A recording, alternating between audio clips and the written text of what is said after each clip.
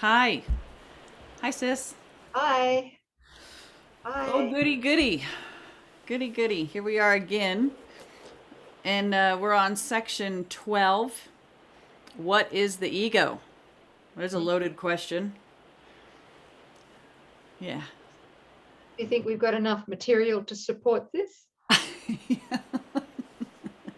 Well, looking at the blogs last night, yeah. Oh, yeah. So much. There's so much on this topic.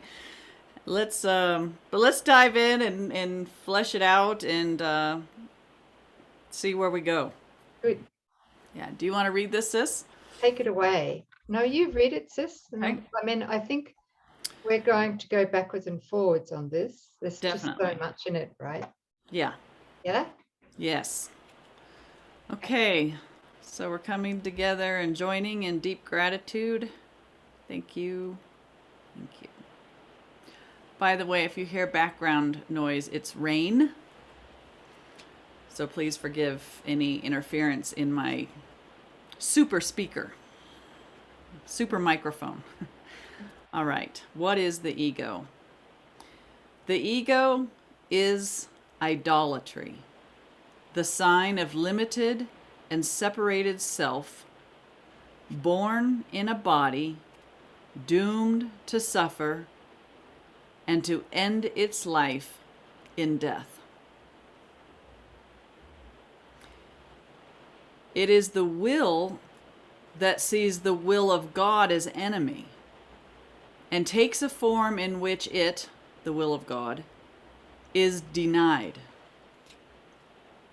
The ego is the proof that strength is weak and love is fearful, life is really death, and what opposes God alone is true. Can we stop here, sis? Well, Are you yeah, okay with that? totally. Good. Yes. Good. It is the will that sees the will of God as enemy and Yes. takes a form in which the will of God is denied.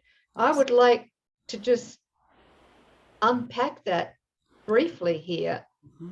What what are the main components of the will of God which we deny? Mm. Yeah, that's beautiful. Okay, so it's just there's an insistence that the will of God and something else, right? We're going to deny it and we're going to impose a will of our own. So what would knowing the will of God then tells us what this opposing will must be comprised of. So thanks, sis. The will of God is that creation be godlike. That's the will of God is God's extension of itself. So if we know what God is, we get a better sense of what creation is. And we can start with that: is God matter? Is God a person? Or it's kind of an ancient word, but corporeal in a body doomed to death? No, God is spirit. God is limitless.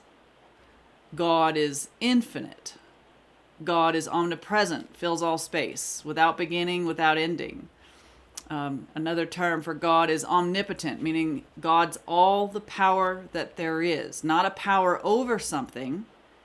It alone is the force behind all of life, all of creation, and that power is unopposed. So omnipotent, right? God is also love.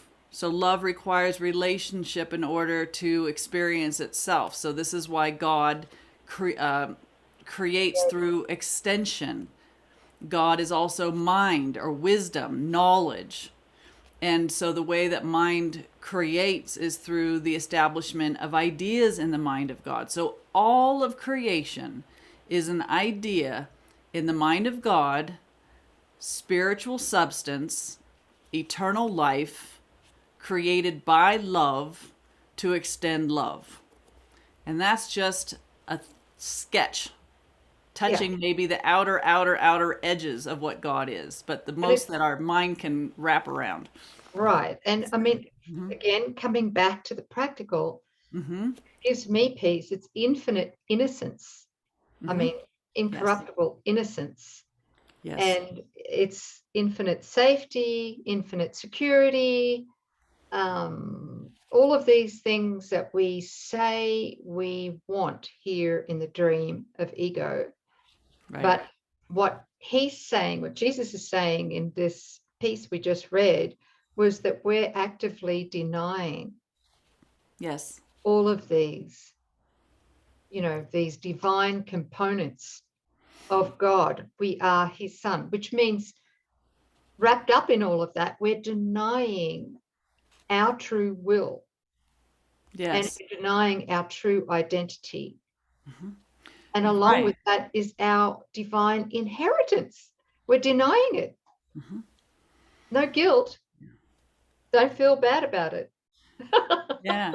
I think another really important one to really understand the idea around, or the truth around the fact that that we're innocent, is that God created us in its image and likeness. So we are only as God is, and God is changeless. So there's no power and no ability to change what we are. The way that God established us in its mind is how we are in truth. And to know ourselves is to know only that. So because God extends itself to us in its creation, our will must be God's will. We can't have another will. God's will didn't change, and no separation is possible since God is infinite. So what we are as the Son of God, whose name is Christ, is God is all there is to us. So God's will is our will. So this idea of what would it be like to have an experience apart from God? What would it be like to become cause instead of the immediate effect of God as the only cause? That was the tiny mad idea. And so to become separate, and let's just look at a few of them. I want to know, the mind wanted to know and experience, to sense itself as apart from God who is life. Well, what is the opposite of life? The experience of death. I want to know what the experience would be like to separate from perfect love. So the ego comes up with its version of love, which is actually hate in disguise, we're discovering, right? What is it like to separate from perfection and harmony? Well, imperfection and chaos. So this is what makes up the components of a will apart from God. Is just a collection of suggestions of the opposite of everything that God has done. But since God is changeless, this dream never could come into being. God's answer was inconceivable. So it's never actually taken place. The separation has not occurred. This is why we awaken to the fact that we're still innocent. But the mind that fell asleep dreamed up a character who seems to be in space-time in the gap, and it seems to be experiencing what sickness and imperfection and lack and disease and death are. So while you mistakenly believe yourself to be the figure, the dream figure, and not the Christ, it's not actually taking place, and this is the dream that we need to awaken from. But while we're sleeping, the ego is the mind that we have adopted. So we're going to take a little bit further look as to what that requires then. As long as we're identified as mythical me, the ego is our thought system. And just that first sentence, it's the sign of, so we see ourselves as limited and separate. We find what we think we are, born in a body, always doomed to suffer. There's no change in that. Seek and don't find. And the end of the mythical me's life is death, right? Certain. Okay. You gotta laugh. Oh, what a Eventually we do. Oh Yes. my God. Yeah. Yes. Okay. Good. All right. So, second paragraph. The ego is insane. I really love this paragraph. I bet you do.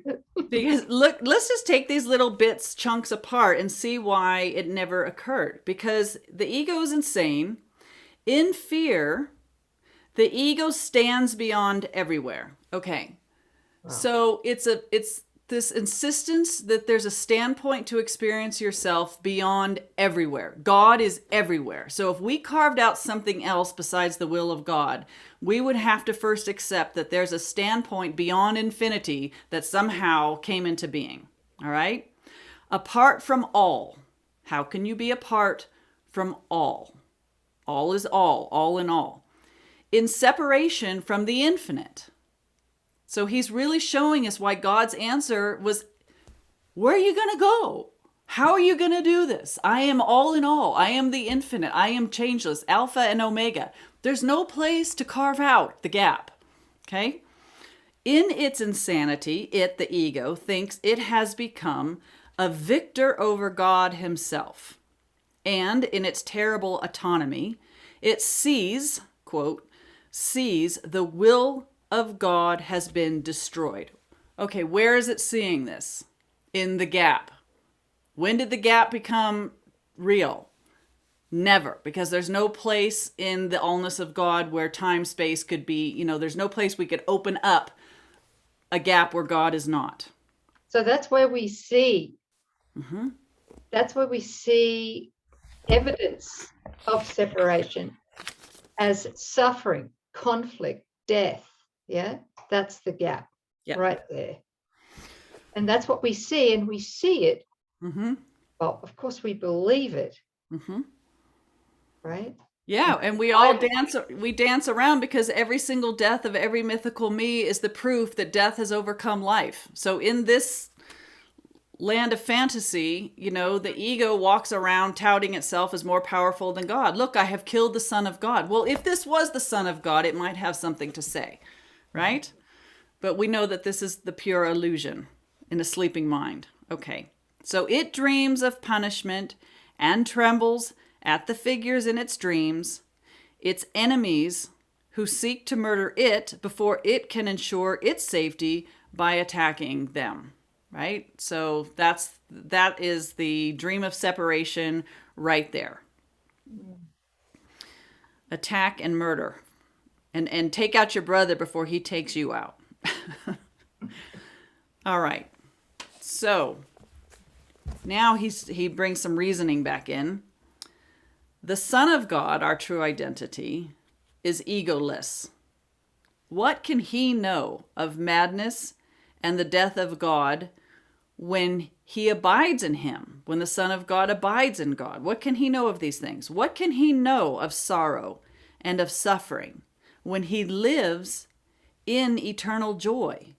What can he know of fear and punishment, of sin and guilt, of hatred and attack, when all there is surrounding him is everlasting peace, forever conflict free and undisturbed in deepest silence and tranquility?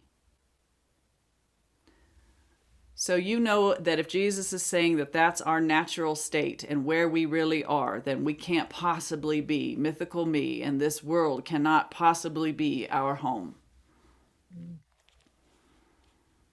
To know reality is not to know the ego and its thoughts, its works, its acts, its laws, and its beliefs, its dreams, its hopes, its plans for its salvation, and the cost belief in it entails: death. So to know the truth is to be completely ego-free, gap-free. In suffering, the price for faith in it is so immense that crucifixion of the Son of God is offered daily at its darkened shrine, and blood must flow before the altar where its sickly followers prepare its feast of death. Okay, so this has brought something to me. The first two lines, two sentences: to know reality is not to see the ego and its thoughts, its works, its acts, its laws and its beliefs, its dreams, its hopes, its plans for its salvation, and the cost belief in it entails. Right. And he says here, in suffering, the price for faith, for our faith in suffering, is so immense that crucifixion of the Son of God is offered daily, All right, that's what we're going through while we believe that we are an independent entity Yes. apart from God, or a will apart from God, right? Yes. But what really got me is, what, as good and faithful Course in Miracles students, many of us, and me included here, are triggered by suffering. Mhm. Yeah. Mhm. And mind you, mine is a lot less now. Yeah. But still, there's still that temptation to believe, say, a lump appears on the body, Mhm. right? Mhm. I mean, the first, in the initial temptation is fear. And then the ego goes to look for causes for Right. whatever that is out there Yes. in the world, right? So it's still, it sees the opposite to God, Mhm. and then it believes in the cause, or it searches for a cause in the world, Yep. not in our mind, where the only remedy is, which is Yes. forgiveness, right? Yeah. So Yes. it searches out there for evidence to support the first lie, which is Yes. that, there is suffering, That's right? right. That we are a separate entity from God who can suffer. You know what I'm saying? It's just, Yeah. every day we're crucifying ourselves by believing in suffering instead of making the positive separation. That's a point I'm trying to make here. Sorry. No, it's perfect. There's All a right. blog somewhere in there called The Ego's Dirty Little Secret. It's like, who did this? Ah, It immediately looks upon the false images. We always are so tempted to feel victimized by triggers. mhm. And while you want to stay as a mythical me, we want triggers. We need them. We actually call them into our awareness, whether that's a lump on the body or an empty bank account or conflict at the workplace, whatever. Mm. We want these things because as soon as it comes up, the ego goes, who's responsible for that? Notice that the ego skips over the first part. Is that true? It always assumes it's real and then wants to assign a cause to it. And as soon as we've given a cause to what our senses are perceiving, that's what binds us to it. That's our mind giving consent to illusions. And then from that point on, they're just added layers. Oh, what caused that? Oh, what will I do about it? Oh, I failed. Oh, I'm guilty, right? It's just on and on and on. But we want our triggers while we want the fear that it produces in our mind, because the fear is what locks us down and away from, keeps us safe from the light, which reminds us of the love that we are the Christ and not mythical me. So triggers are our best friends while we're ego identified. But when we don't want them anymore, then we're grateful for the triggers. Aha, here is where I'm still believing in the world and its images. Here's where I'm still duped into believing in attack, that attack could be real, right? Right. Yeah, no, it's amazing. What was like there's something that, can I read the footnote real quick on this one Yeah, too? yeah, good. Do so. And I've got something to add here. Oh, go ahead, sis. No, you read the footnote and then I'll. Okay. All right. On 149, it's at the bottom of the page. Okay, so we're looking at, the altar and the shrine and the blood, and it says this imagery is drawn from the Eucharist, especially the Catholic Mass, in which the body and blood of the Son of God is offered daily. The implication of the image here is that all who believe in the ego carry out a kind of twisted mass every day, in which their true nature as God's Son is continually crucified. And so this is that big agreement that we all made, that we will stamp out the Christ, the light, the memory of who we are, wherever it seems to appear in our dream, because that would ruin all the fun, right? But upon really seeing this, we have to come to this recognition. And I remember the moment and where I was standing when I saw this, and it dropped me to my knees. I literally just dropped upon seeing it. And that was that every single death is at our hands because, and this is not for judgment. Let's just look at how the ego thought system works, and then we decide whether we want to identify with it or not. But the ego system, it's not personal, but within the ego thought system, if you have subscribed to it, every death of the figures in that dream are wanted and actually celebrated by the ego thought system because everyone declares victory over God. Yep. That's the crucifixion of the Christ. If it were true, it's not true. But while we mistakenly believe ourselves to be mythical me, this is what's running in our thought. We're not aware of it.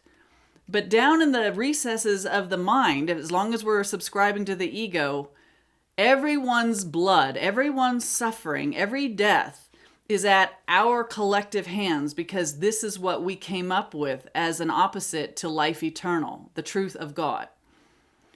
So when I saw it, it was like, oh, excuse my French, but hell no.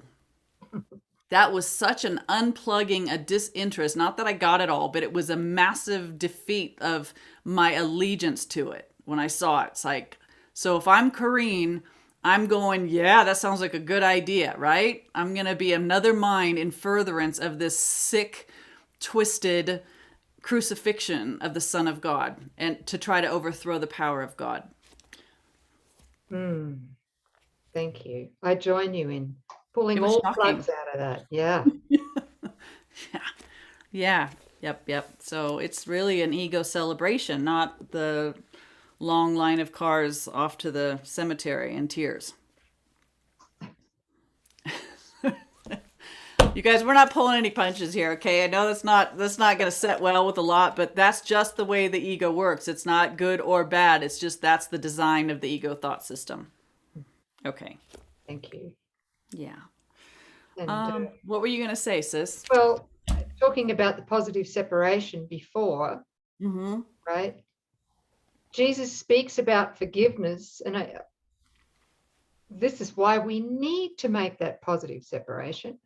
Is forgiveness through the Holy Spirit lies simply in looking beyond error from the beginning. Okay? Yes. Looking beyond, whenever we're triggered by whatever it might appear to be, it might be in the body, it might be in a relationship, it might be with somebody else, right? Whatever. He says it lies simply in looking beyond error from the beginning and thus keeping it unreal for you. Right. Do not let any belief in its realness enter your mind, or you will also believe that you must undo what you have made in order to be forgiven. Okay, so can we just stop there? I don't think that's the rest of the quote, but that goes right back to what we were talking about. So we see a false image, right? That's where you stop it. That's where you go, okay, that's not from God. That's not real. I know my physical senses are reporting it to me because I used to engage with the ego thought system and I wanted to believe it. But I'm going to stop right here and go, if it's not of God, it's not true. That's how you start with it's not real, and you keep it unreal for you. Because if you go, oh, that's real, now what? That employs the I know mind. That employs the doer of what am I going to do about this real problem? What am I going to do about this sickness that I'm seeing on my body?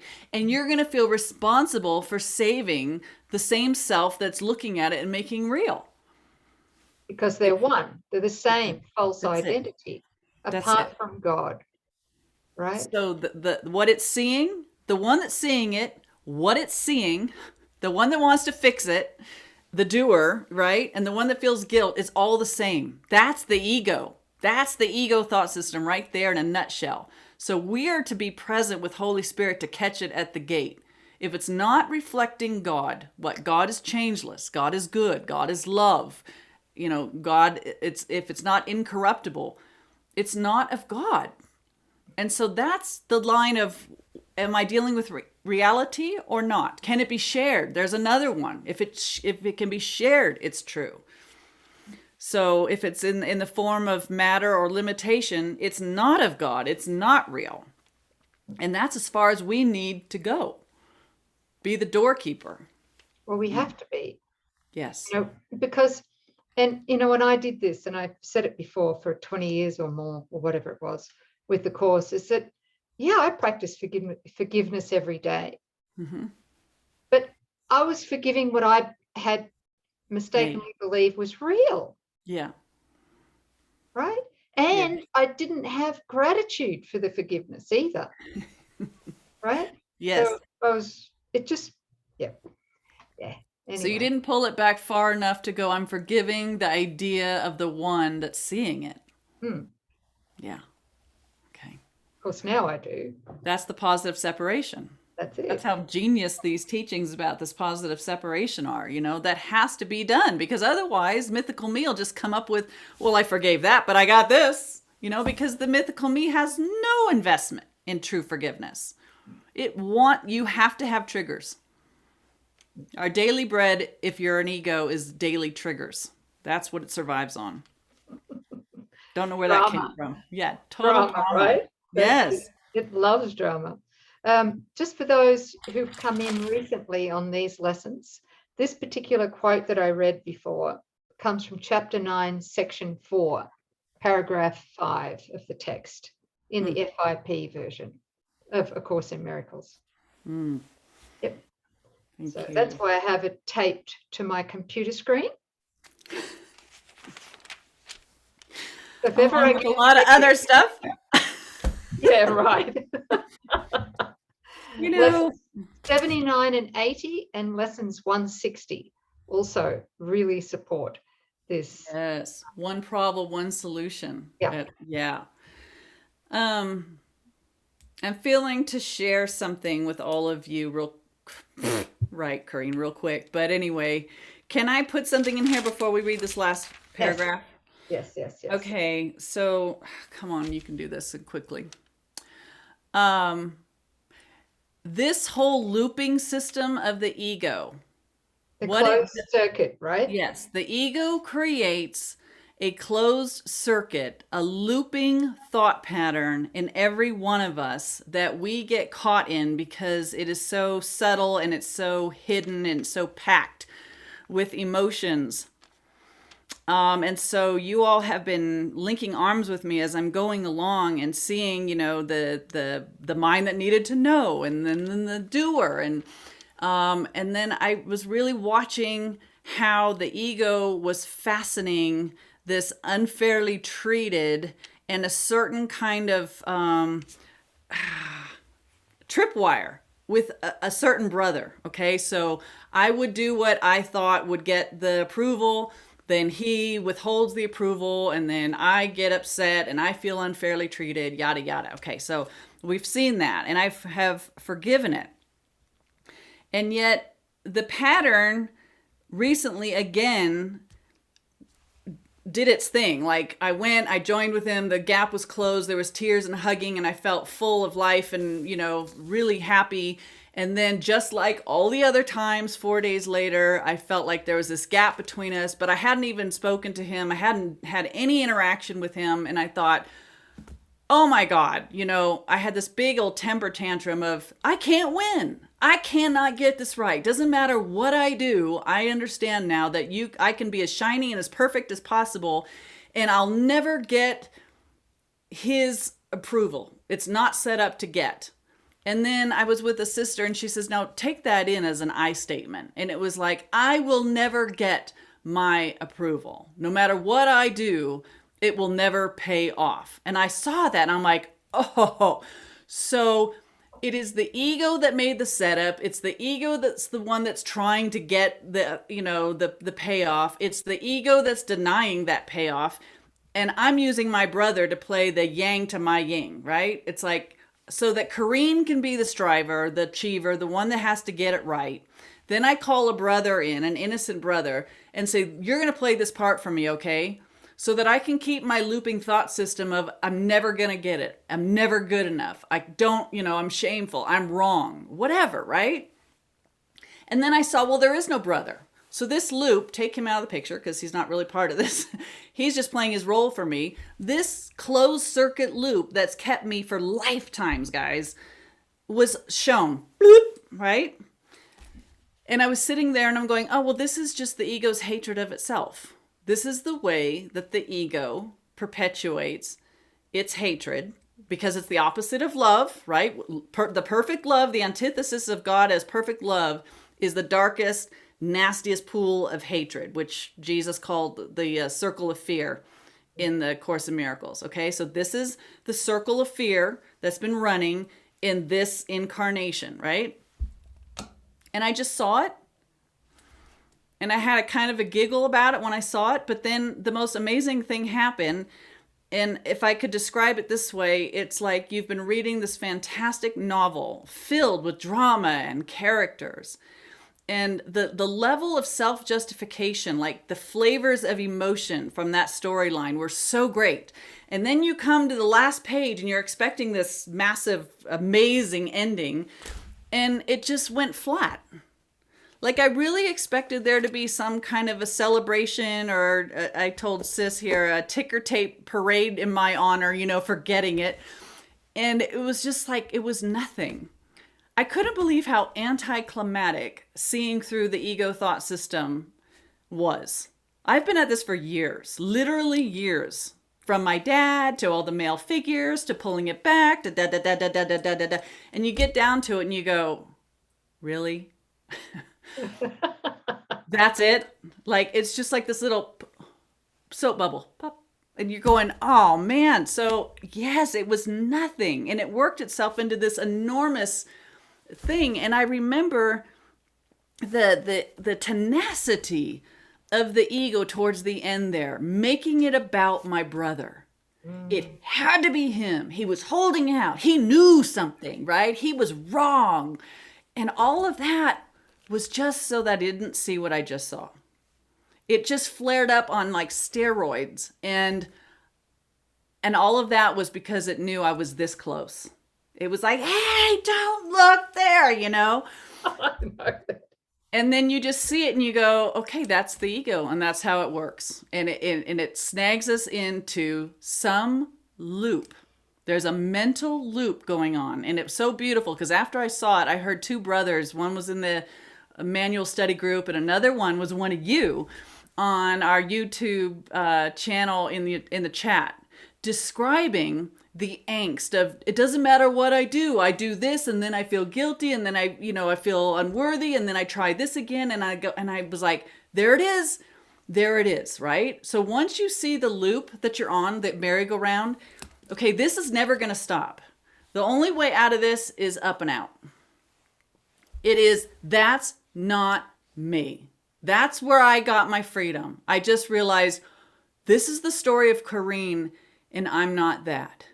If I'm Coreen, I'm stuck in this. But if I'm not, I can just walk away. This is still can spin. I'm going to walk away from it. These weren't my thoughts. This was the ego. And this vortex attracted my mind into it so that I thought I was one with the loop. But I just saw it and I went, it's getting wise to the ego. And then you can go, no thanks. And you know what fell away? This desire to know or to want to do anything other than love, obviously, to extend, to be truly helpful. But that pressure and all that ugliness that associated with the I know mind or the doer fell away. Like, it just became disinteresting. I became disinterested.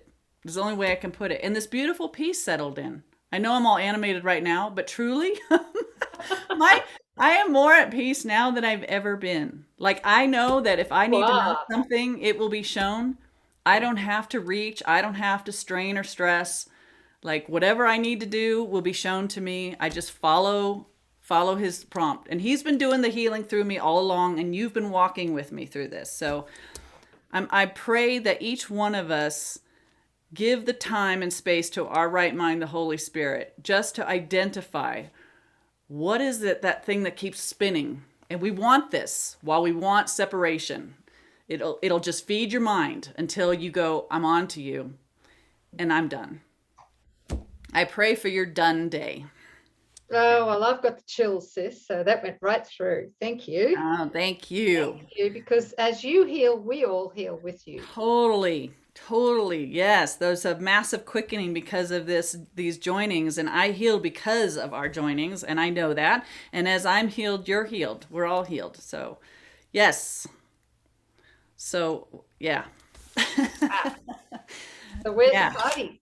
Yeah, where's the party? Oh, it's right here, right now. So, this last paragraph.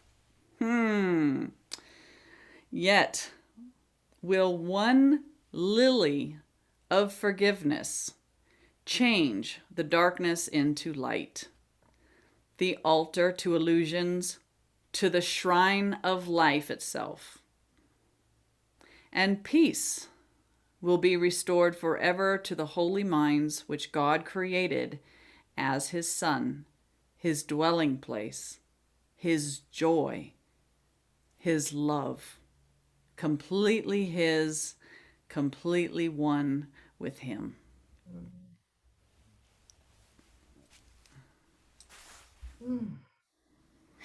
God is our dwelling place. We are God's dwelling place. God is closer than the air that we breathe. God is right here, right now. Absent our defenses, God is all there is to us. It's this recollection where the ego is seen as laughable.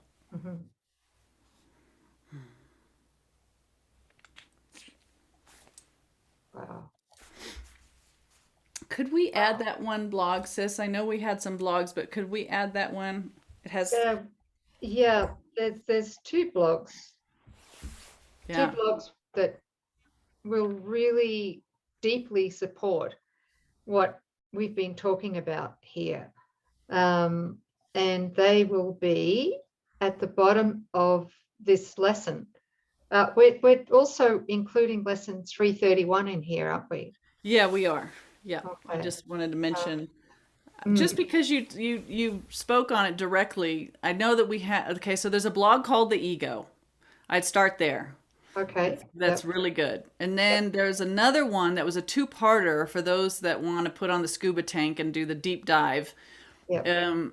And those are excellent. I don't remember the title of it. I do. Can you give us that, sis? Yes, it is neutralizing That's it. the The ego's ego's hard hard drive. drive. Yes. I think that's what it's called. Neutralizing the ego's hard drive. It's a two-parter. But what I'd like to do is also include the one about who did this, the ego's dirty little secret. Okay. I'm going to have to, I have to write on my, Yeah. Sticky? yeah. Okay. Yes.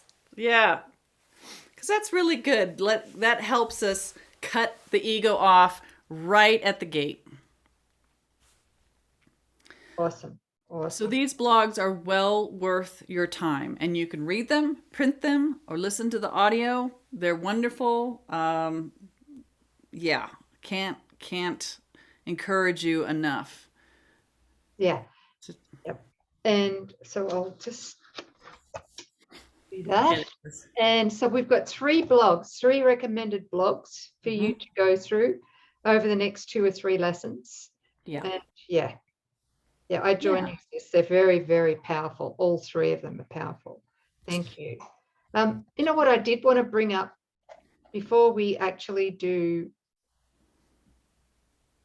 No, I don't know whether we should, because it's already been a long lesson. Oh, I really wanted to bring it up too. Bring it up, sis. Well, it's all right. it may add an extra 10 minutes to the lesson. And okay, all right, I'll do it. All right. Remembering, we're talking about the ego, and it's the ego as a thought system. Okay. So we've got to also remember that projection makes perception. I know we've repeated it many, many times, but it needs to be pulled up again here. It's by our desire to believe that we are a mythical me apart from God, that we willed or wished, projected a body in a world to prove that we're separate, right? Hence pain, disease, conflict, death, blah, blah, blah, blah, blah, the world we see. So every single appearance of separation that we still believe in, that we still are triggered by, like pain, disease, etc., comes directly from our desire for it. Okay, we have to see that we have wanted it. That's the point I'm trying to get to. Yes. We have to see that we have wanted it, but without the guilt. If you could help me with this, sis, because see, when I first saw this years ago, there was tremendous guilt in having to admit that I obviously desired the suffering, because I'm seeing it, I'm being triggered by it, so I must have desired it. Well, that's the last thing the ego, the ego wants us Yeah, it to wants feel it. guilty. Wants Yeah, the it guilt. does Yeah. want us to feel guilty for it, right? Yeah. So but in real forgiveness, in true forgiveness, we have to see that we did want it. Yes. And that now we don't want it anymore, but it's not personal. No. Yeah. Right. Okay. So the mind wanted to have an experience that's happening in mind. It can't happen in reality. We've already discussed that in God, none of this could ever occur. So the mind fell asleep. And what seems very real to us, we're only going to feel guilty if we think that what we thought we have done, or those things, those triggers that come to us, are real. Well, yeah, then we would feel guilty, right? Because something actually has occurred other than God. The separation would be real. And that's the beauty of Jesus coming in. We would actually be living with this thought that we have offed God and obliterated the one Son into billions of privatized minds who all end in death. Right? But he came to say, what you think you have done, you think you became cause, and you believe your effects. But guys, there's only one cause, God, and you as the Christ are his effect. This belief of a dream, everything that's happening in the dream, is the illusion. Here, let me show you. That body that's been in the tomb for 3 days, get up, Lazarus. We can show them the truth here, right? The lady with the issue of blood for 18 years, nothing. Walking on waves, nothing. Walking through walls, nothing. He showed us all the beliefs that we have in the ego thought system are nothing but pure illusions. Those things that we call hard and fast ego laws are nothing. The only reason that they seem to be something is because we've all come in and agreed that we're going to give it our belief and consent. But you withdraw that belief and consent through forgiveness, and what happened to that so-called real problem? In my lifetime, I have seen broken bones set instantaneously. How is that possible without medical intervention? Right? It's because we're only dealing with thought.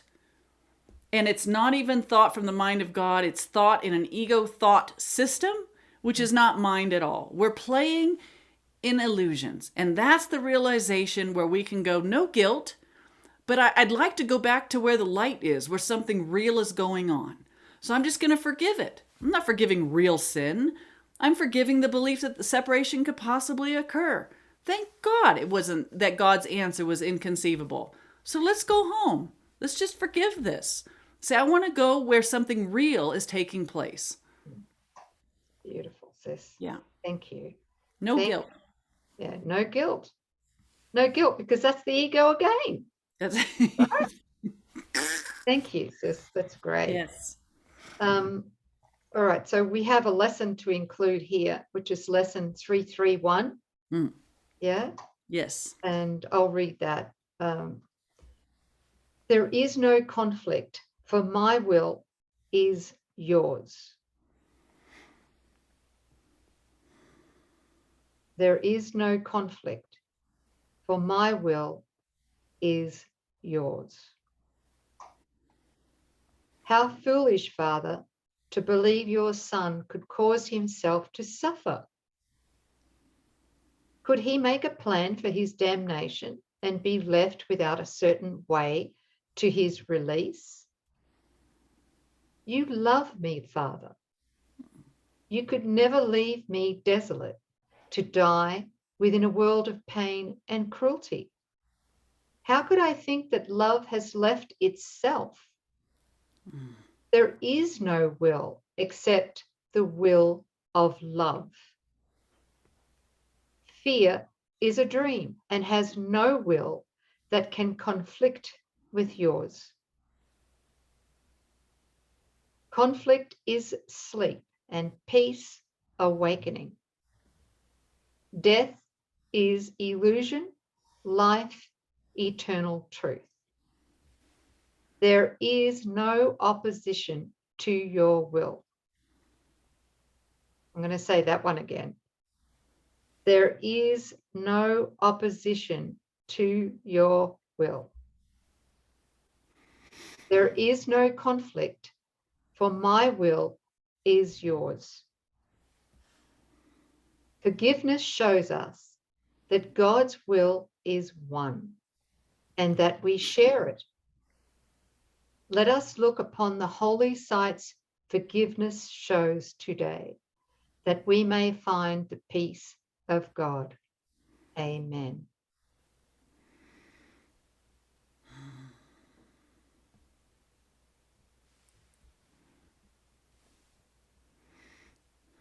It's the best news ever.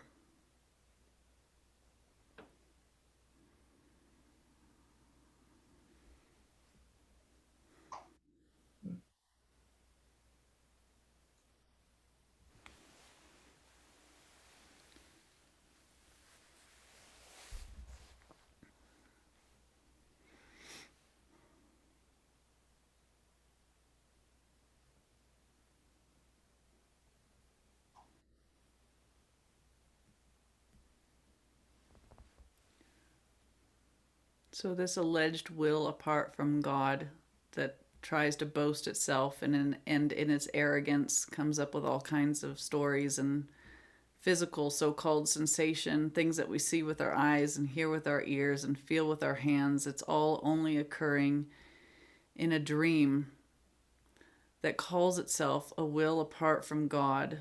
And yet we recognize ultimately there is no will apart from God. Nothing but God exists. So we can forgive it from the get-go, from that belief of what the mind wants to experience itself as separate. Anything past that line was pure illusion. Nothing more than the dreams that you had last night. This is called a waking dream. We have our night dreams, but it's all the same. Nothing here is actual. But what's beautiful is when we get in touch with what is actual, then we get to use the dream temporarily. We're not just dissolved into nothingness, but the light and the love from home where we are uses the body as a means to bring the light of home into the dream, so that other sleeping brothers who actually believe their illusions of pain and suffering can see through you and your words and your activity and your non-reactiveness to the events in the world. They're going to, how can you do that? They'll see it in you. They'll remember because you are the presence of Christ here in the dream. Isn't that beautiful? What a gracious answer to the horror of the thought that this actually occurred. He will perform miracles through us, and that will be the undoing of the entire dream.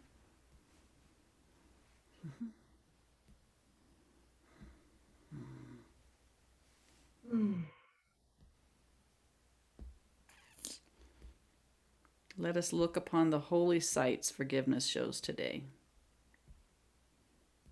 One more thing I'd like to share too. Hopefully Yeah. I can express it. I don't know if I can, but a huge insight that I had 2 years ago, I think it was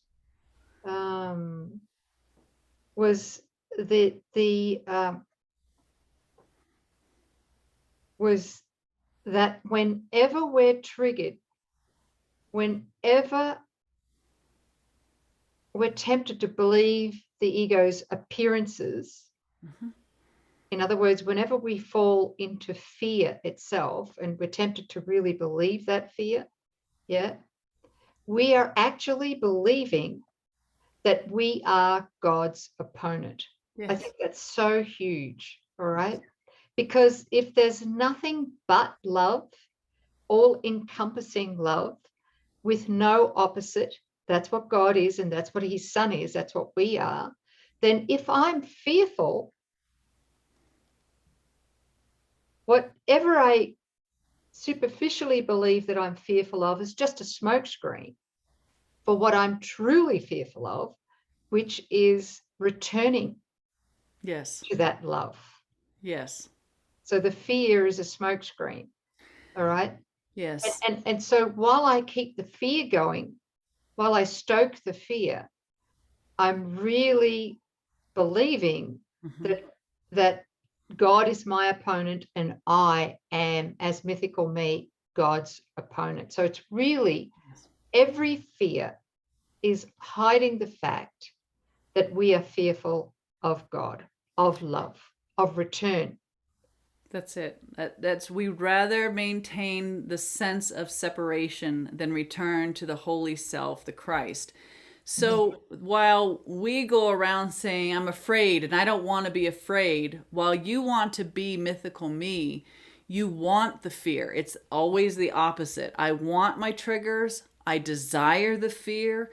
I'll even protect my fear. That's why you can go to somebody and help them with their problem and show them this truth. And they go kind of glaze over and they go, yeah, but, and they want to go back to their story. This is why Jesus says, dust your sandals off. You know, because a lot of minds don't want what you have to offer because you're scaring you're giving them a real fear, a real terror. They want to hold to their fearful images in the world to keep them here, as opposed to their terror of recognition of home and what we are in truth.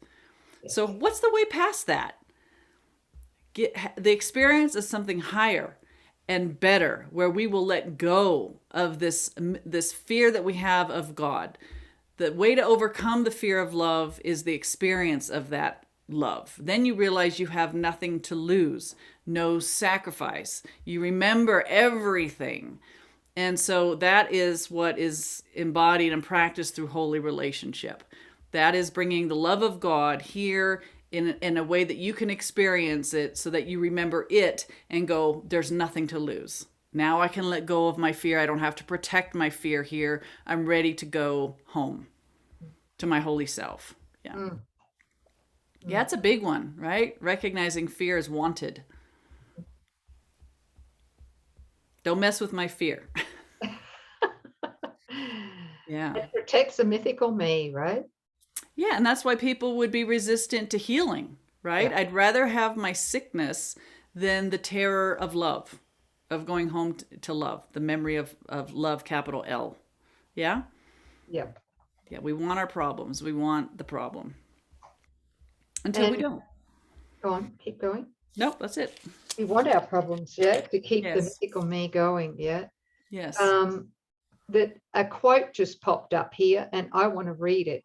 Do it. I haven't read this one for a long time. So it comes from chapter 22, section 2, paragraph, well, it doesn't, section 2, paragraph 6. Yeah. Okay, so this is a crucial period in this course. For here the separation of you as your holy self and the ego must be made complete. Now must you choose between yourself and an illusion of yourself, not both, but one. There is no point in trying to avoid this one decision. It must be made. Faith and belief can fall to either side, but reason tells you misery lies on one side and joy upon the other. There is no part of heaven you can take and weave into illusions, nor is there one illusion you can enter heaven with. He's telling us there we have to make that separation. Yes. Tell brother that he can't take his barbecue into the kingdom of heaven. Sorry, brother. No can do. That's Daniel. He loves his barbecues, He right? loves his barbecue. Yes. Lovely. So that is a perfect quote, sis. And I think that's what Jesus says. Now we come to this place that may take a long, long time, because there's still this wish to try and stitch a little bit of this as we're going into, our holy self. And the separation has to become complete. No part of the gap goes with us. But you won't lament this thought the more that you get the direct experience of your holiness. So no one's going to rip you across. It's not forcing, but Jesus says, if you'll give me that thing that you value, that you're so afraid of, I'm going to show you with the help of the Holy Spirit, its counterpart, right? Because there is one. And I'm going to let you experience this.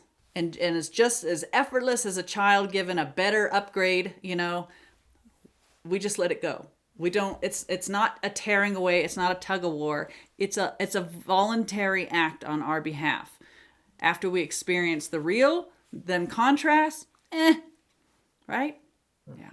I let go of my circular reasoning because I wanted real love. I don't want to be afraid. I'm no longer as afraid of the love of God as I was. And this loop was blocking me. It was keeping the story of Coreen alive. Well, I don't want to be Coreen anymore. I know where that one goes, right? Let it go. Have I lost anything? Oh God, no. No, Just suffering, just head bashing against a wall, just stress, duress, anxiety. Good trade. that's the best trade Ever. Nothing for everything. Think he means it? I think Jesus means it. Yeah. Okay. Good. That was a big one, but it deserved all of that and the kitchen sink and a bag of chips. So, And an ice cream. and an ice cream, chocolate. We will see you next time, you guys. Enjoy the blogs and take one maybe a day or every other day or 3 days, right? Just that you go through the material. It's so good. So there'll be 3. Yeah. 3 blogs. Okay. But one's a 2-parter, so it's actually 4. But you'll love it. You'll just be swimming through it. It's going to be so fascinating, you won't even think of it as a 2-parter. You'll be grateful. All right. We'll see you tomorrow. Thanks, sis. And thanks for the quotes. Thank you. Bye.